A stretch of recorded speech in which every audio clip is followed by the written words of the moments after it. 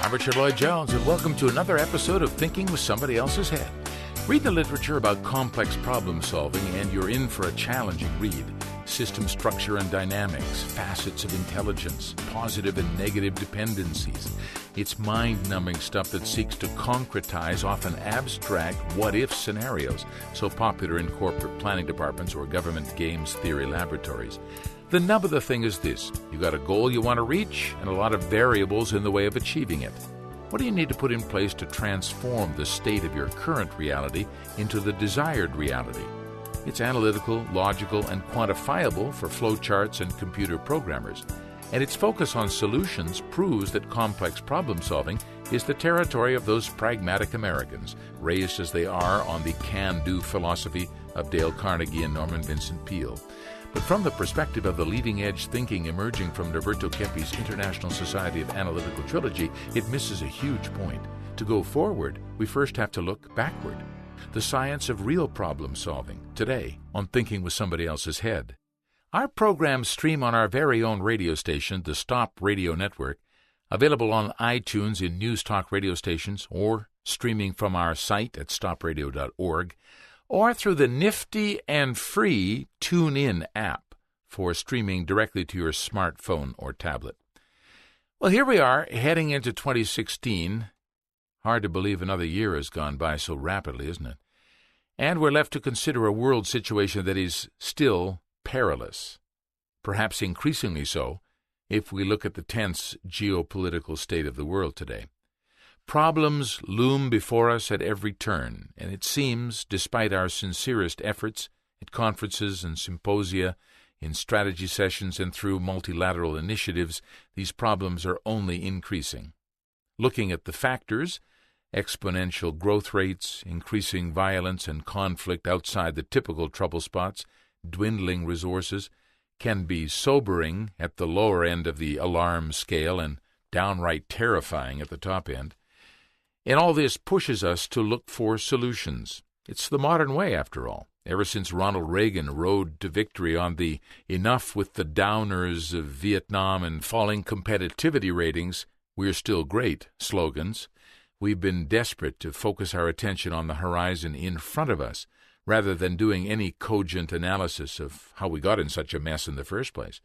The sunny side of the street. Don't bring me problems, bring me solutions. Yes, we can. These are the fridge magnet homilies of a world destined to repeat the past because we've learned nothing from it. Even science is throwing in the towel. Stephen Hawking says our future is out in space. Nothing to be done here. We've messed it up too badly.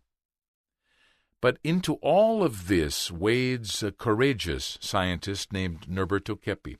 And what's so important about his work to me is that he takes us to an understanding of the human psyche, far superior to the past thinkers in psychology or even philosophy.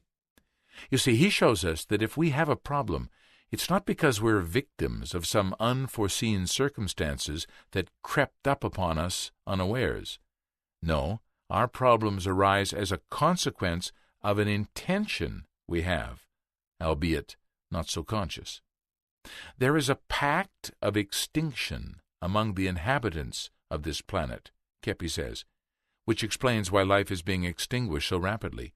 Rich and poor, cultured and ignorant, powerful and submissive, are all involved in rapidly coming to a close through this strange compulsion for annihilation. And Keppe's work is a final attempt to reverse this highly pathological situation. I think we should listen to what he has to say. Vice President of Keppe's International Society of Analytical trilogy, Dr. Claudia Bernhardt-Pacheco, and the science of real problem solving, when Thinking with Somebody Else's Head returns in just a moment. From the International Society of Analytical trilogy in Sao Paulo, Brazil, this is the Stop Radio Network. In 2004, in a small countryside village in Brazil, the Stop the Destruction of the World Association initiated a remarkable project. Cambuquira is the place we choose to organize our living experiences in Analytical trilogy. The human being and society are dependent on one another. It does no good to try to correct the individual. while allowing the social sphere to remain the same. Like a new model of socio-economic, artistic, educational, spiritual living. Our Kambukira project is a model of a society that nurtures the human spirit. It's a small place. It's not far from São Paulo. We travel through very beautiful mountains. And there we have our hotel, the largest hotel in this town. Welcome to the Grand Trilogy Hotel. And when they go there, they have natural organic food, natural organic milk, natural organic cheese and products, very good meat, but we also have possibilities for the vegetarians. And there we have our hotel where we apply the concepts of this new world, this new society, a better life to live. Classes, businesses, social projects, a better society brought to life. We have conference rooms, we have a theater, we have musical presentations, we have artists from Brazil and from all over the world coming there. Analytical Trilogy has proposals to transform all areas of human activity, leading to the society of the future. There we will have people immersed, participating in living in a society where the pathology of power is controlled. Because the pathology of power is more than ever impeding people to survive. Sociotherapy, using the world's most advanced science. The solutions will never come from the powerful. They are coming from the people, from those who are more capable, like artists, like scientists, like educators. So that's what we are doing here, creating mechanisms to live a happier life. To find out more about Analytical Trilogy and our Kambukira social project, go to our website at www.stop.org.br. Some governments already admit that life on Earth will be extinct in a few years. This is not a certainty. The human being does destroy himself and destroy the world in which he lives. This is called inversion, and so far it is unconscious. But if we wake up now, there is still time to save life on Earth. Those who ignore this and do nothing to stop the destruction of the world are helping to destroy it. A message from the Stop the Destruction of the World Association, www.stop.org.br. You're listening to Thinking with Somebody Else's Head on the Stop Radio Network.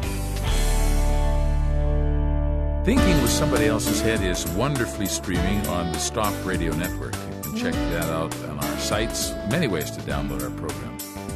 And I probably told you about those a million times. But anyway, you just keep listening.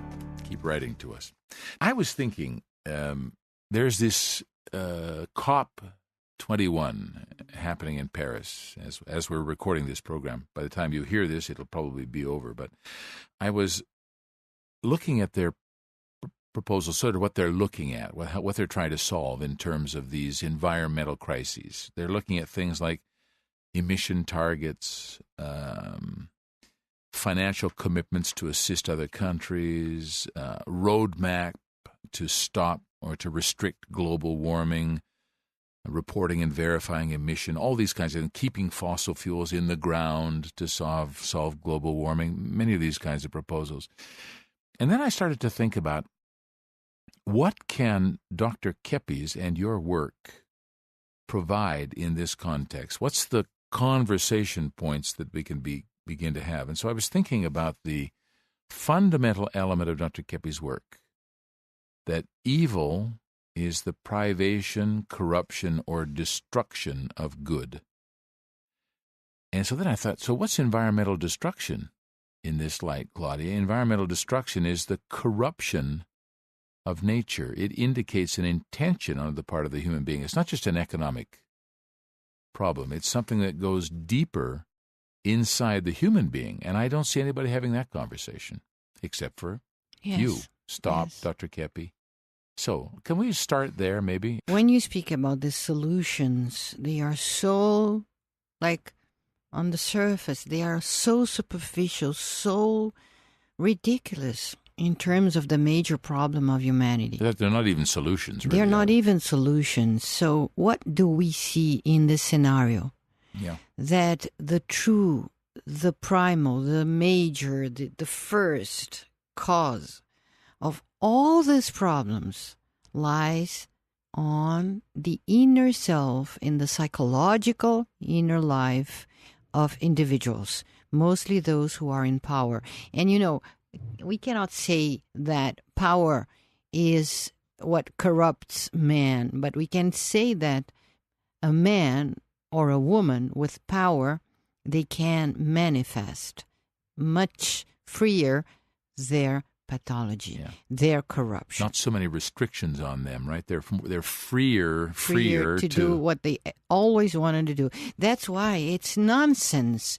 The left and the right and the center and Islamic and Catholic and Jewish and this and that, because all of us belong to the same kind of inverted, upside-down humanity. Yeah. All of us, and the particulars, which are the means and the details, let's say so, of how this inversion is manifested. It varies from culture to culture, but not that much. You see very similar inversions going on all over the planet. In every area. So if we do not realize that we are upside down, that this deep psychological inversion is enrooted and it's evil and it's present since we are born, it's innate, we will not solve anything. So if I could ask you a rather provocative question, I don't know if you'll even want to answer this, but if you were in France, if you and Dr. Kepi were there, if you were invited to speak, what would you speak about? What would be the message? I doubt we would be invited to speak. Well, that's of course. Sorry to say that. No, I of course. You know why? Because they know what we do for decades. Yes. They know what we do. They know what we say. And they have like an intuition that what we say and what we do is very powerful.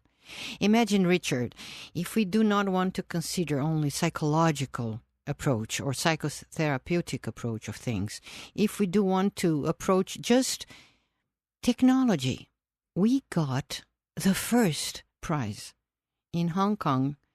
There is this huge fair in Hong Kong. Electronics trade fair, largest in the world. And 150 countries participating. We got 150. the first award. We got the first prize in technological efficiency and the first prize in innovation. Yeah, the innovative technology of the year. So we had 2 prizes. Kepi Motor. So they know what we do and what we can offer in terms of energy, technological innovation. They know. And they know what we can offer in terms of health, education, and balance, and economics and enterprises and administration, and mostly in terms of inner balance, equilibrium, happiness, fulfillment, quality of life. Well, so just indulge me for a second, because I know you'll never be invited there, certainly in the current state. I hope one day. Yeah, no, in the current state. But not now. Unfortunately, not still. It's not going to happen.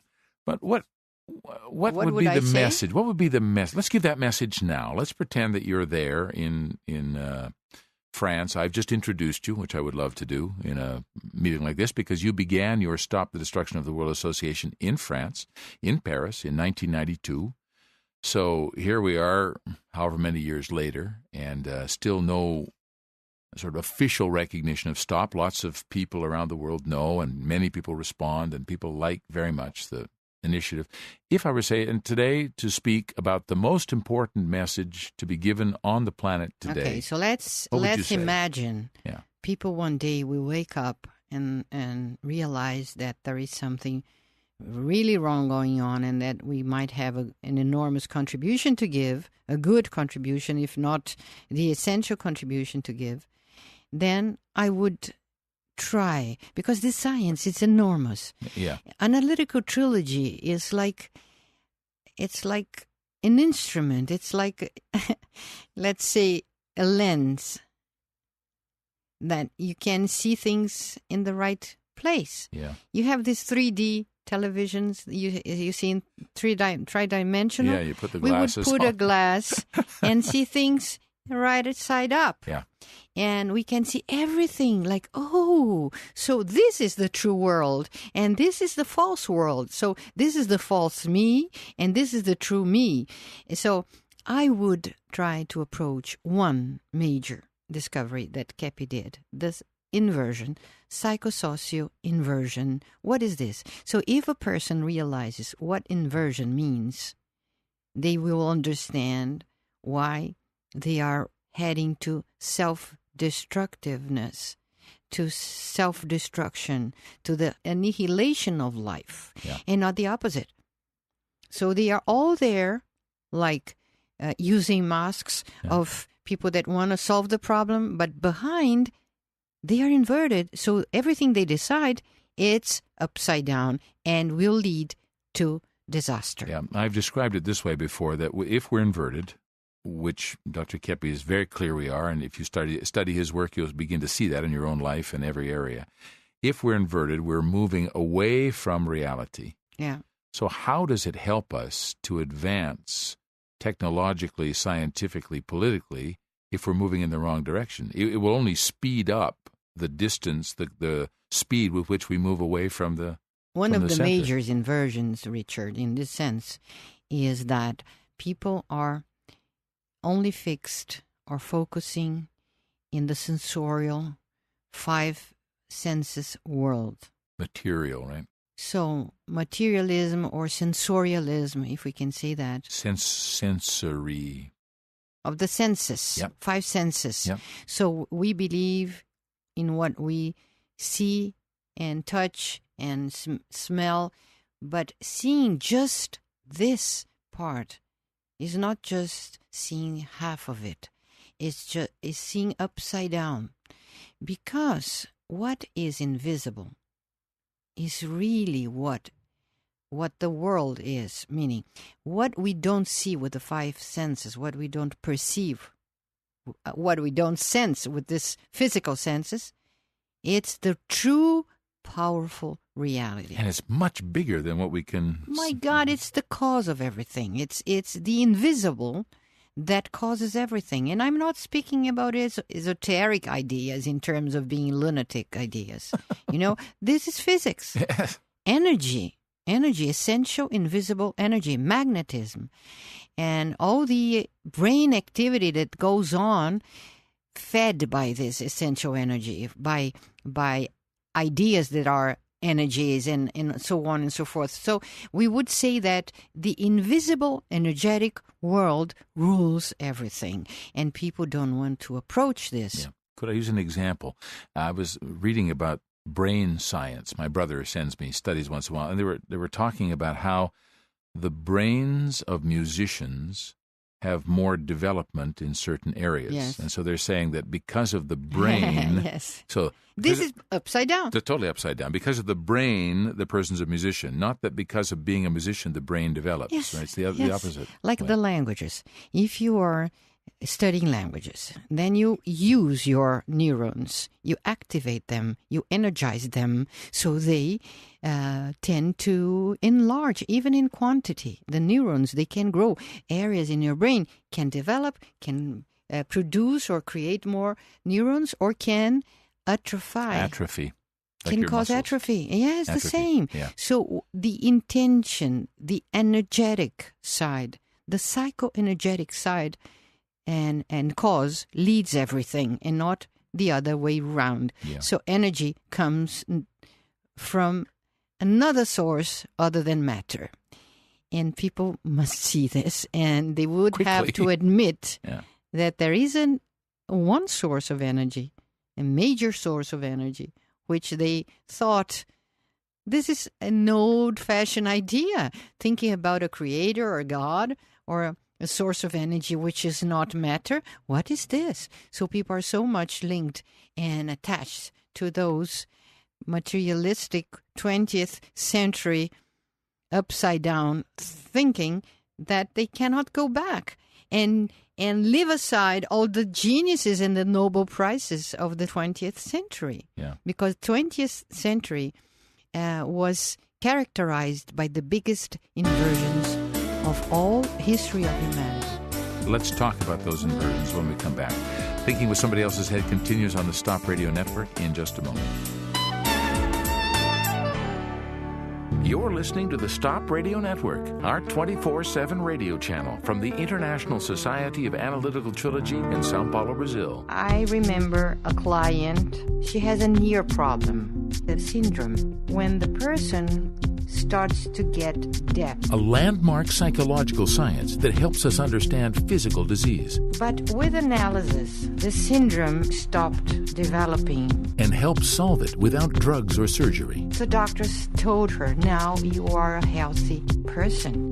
Take back your normal life. Healing Through Consciousness by Claudia Bernhardt Pacheco is a profound book loaded with case studies that explain the root cause of our health problems. And this morning, she woke up with a heavy heart, as if she was expecting something different from the doctor. And what we can do to really solve them, not just take away the symptoms. So the most difficult aspect is for her to even suspect that she has an inner life that she's not aware of. Claudia Bernhardt Pacheco's Healing Through Consciousness, the revolutionary scientific method that treats both mental and physical illness through dialogue alone, making clinical treatment, medicines, and hospitalization unnecessary. Buy Healing Through Consciousness today in the bookstore at stop.org.br. You're listening to the most relevant conversations on the planet about how to stop destroying ourselves and the world. This is the Stop Radio Network. Here we are, thinking with somebody else's head is back on the Stop Radio Network. Claudia was just telling me while we were waiting for this segment to begin again about the real truth and the pseudo-truth. And I think, if I'm to have this conversation with my friends and I were to talk with some of them, some who are very active people in the area of human rights, the area of the environment, of human potential, and I were to talk about what you mentioned just at the end of our first segment there, Claudia, about the one energy, the source, God, I would be labeled a religious fanatic probably by those people and completely dismissed for the ideas. And this is the real problem, I think, in the world today, is we can't enter into this real truth easily because there's so much resistance to it. And there's so much fanaticism around the idea of God, created by this sick institutional religions. They are so sick. And the religious people, they are so much outside of reality, and they are so sick also. And sometimes you cannot even say they are terrorists, but they are so omissive or outside reality that they give an idea about God, which is totally upside down also. So the idea we have about a creator is the idea we have about coming from our inversion. We see God, this is interesting, we see God as our image, and not the other way around, Yeah. So imagine we project us into him, right? Yeah, everything is upside down. So we don't see us being created in the image of God, but we see God in our image. And imagine having a God in our image. How horrible, Ooh, awful. No kidding. My God. And we are so much afraid of this because deep down, when we think about God, we are afraid of these projections because we project onto God the wrath, the anger, the vengeance, the hatred, the censorship, the accusation, the lack of love, the lack of mercy, the egotism, the megalomania, all these characteristics that we have in ourselves, we project onto God. Now, you've just helped me to understand something Dr. Kepi said about in this regard. I did an interview with him shortly after 2001.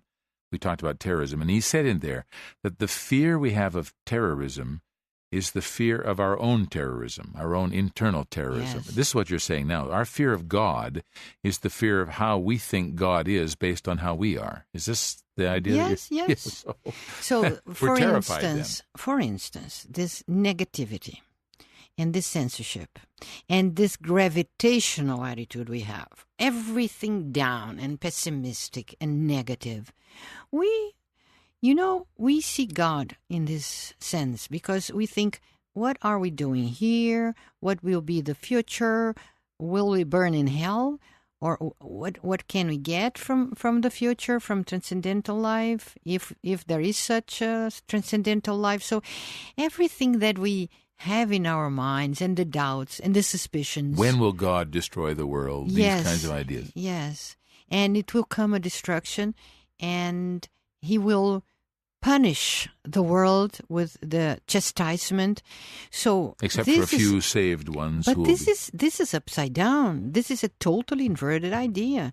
Everything that is happening doesn't have anything to do with God.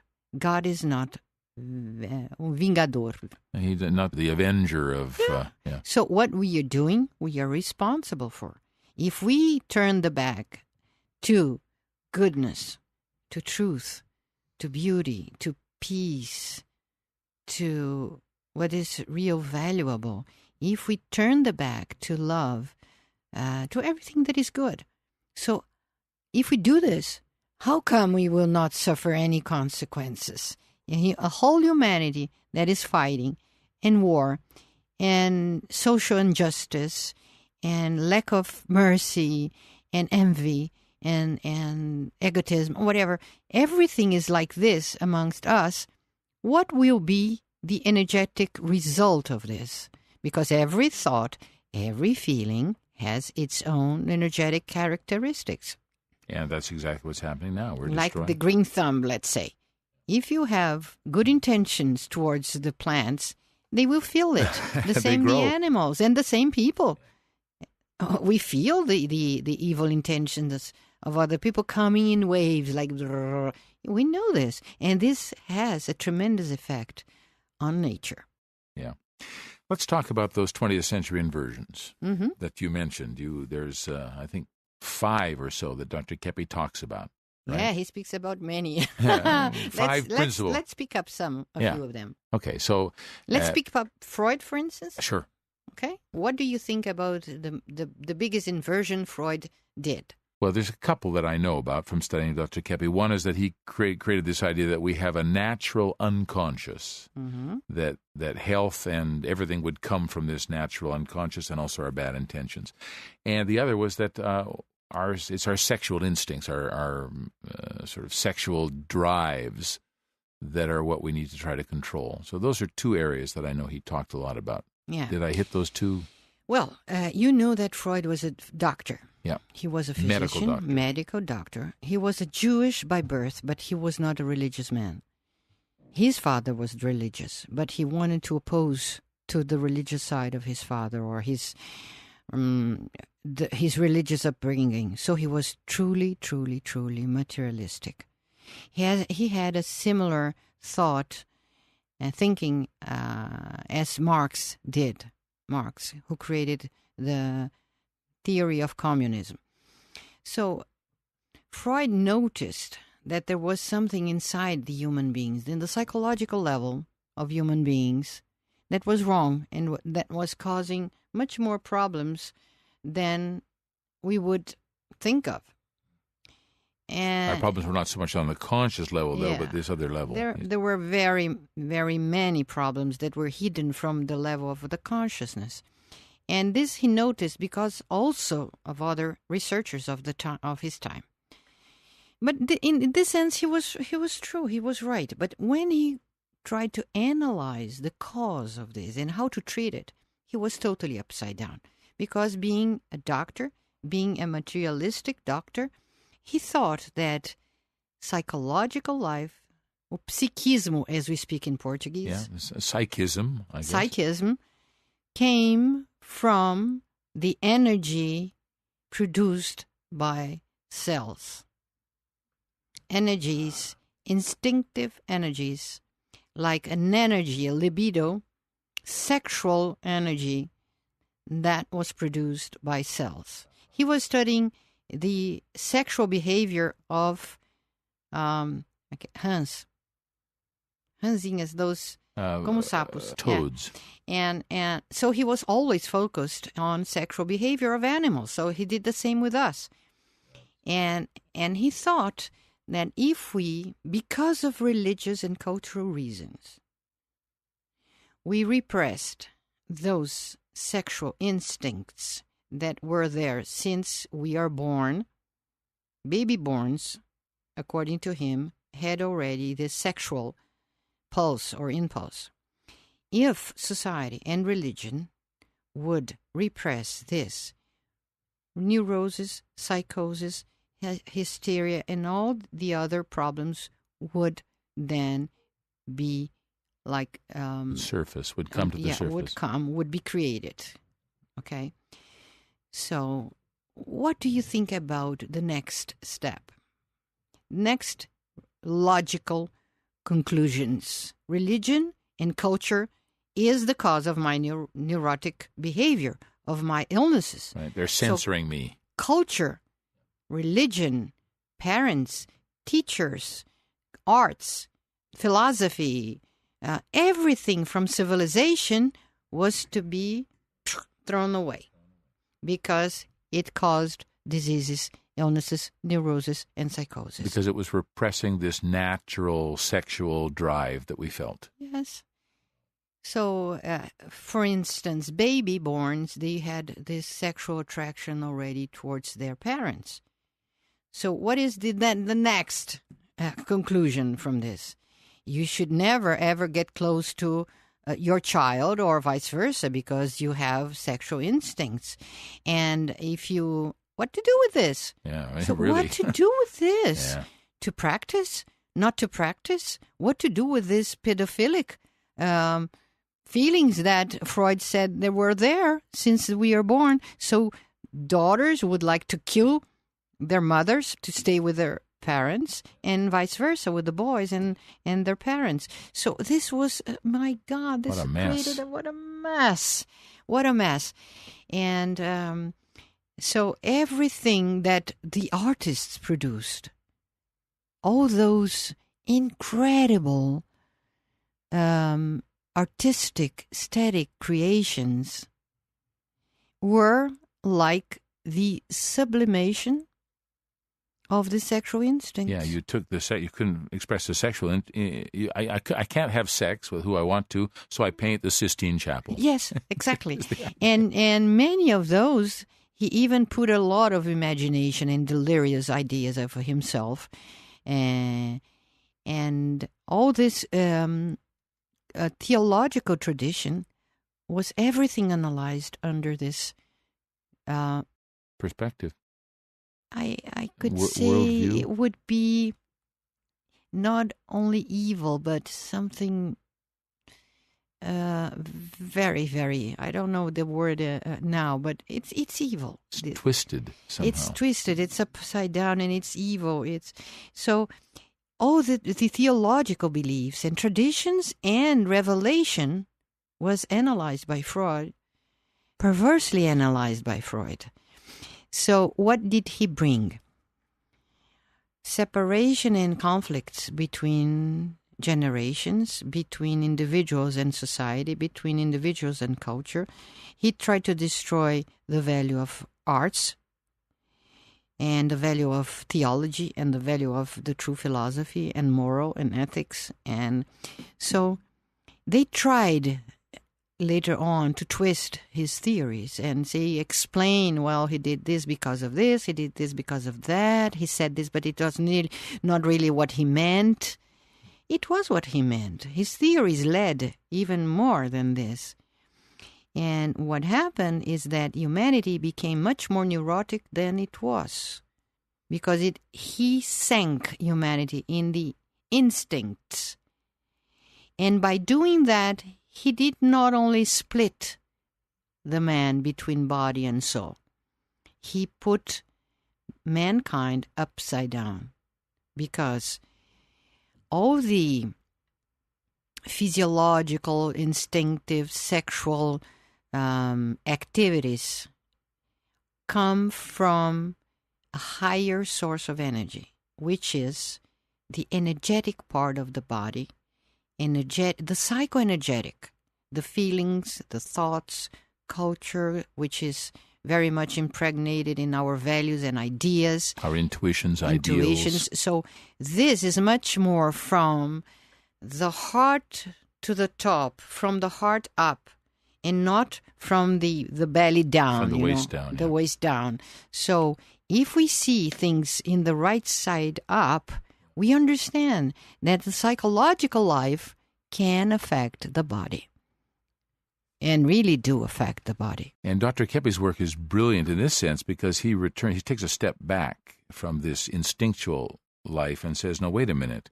We have a starting place. We have an essence that's been created that is good, beautiful, and true. And instincts are like this. And they are good, beautiful, and truthful if they are in balance with the psychological life, with love, with truth, with all these virtues and the qualities of the soul, this transcendental world. So they work so beautifully. They work so beautifully if they are being ruled by our psychism. And Dr. Keppe says that we are healthy in our essence. Yes. We're not sick. And we destroy our health. And this is the part he tries to treat as the part that destroys. Yeah, beautiful. So this is one of the biggest inverted masterminds of the 20th century. The inverted geniuses of the 20th century. And we only got to Freud. Well, in the best network programming language, be sure to join us again next week for another thrilling episode of Thinking with Somebody Else's Head. We are broadcasting the leading-edge thinking emerging from Roberto Keppe's International Society of Analytical Trilogy in Brazil. And I think many big things to come from us in 2016. As the Keppe motor becomes better known, Keppe's science of psycho-sociopathology piggybacks along. Talk to you next time on Thinking with Somebody Else's Head. I'm Richard Lloyd Jones. Bye-bye for now. You're listening to the most relevant conversations on the planet about how to stop destroying ourselves and the world. This is the Stop Radio Network.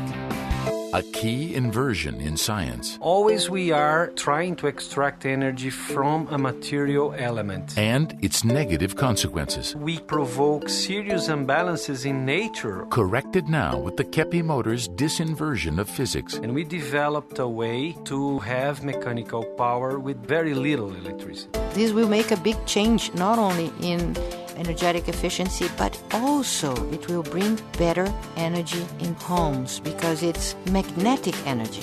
The Keppe motor. New technology for a new world. You're listening to the Stop Radio Network, originating from the International Society of Analytical Trilogy in Sao Paulo, Brazil. Our programs are also affiliated with the Stop the Destruction of the World Association, bringing consciousness of the root causes of human problems since 1992.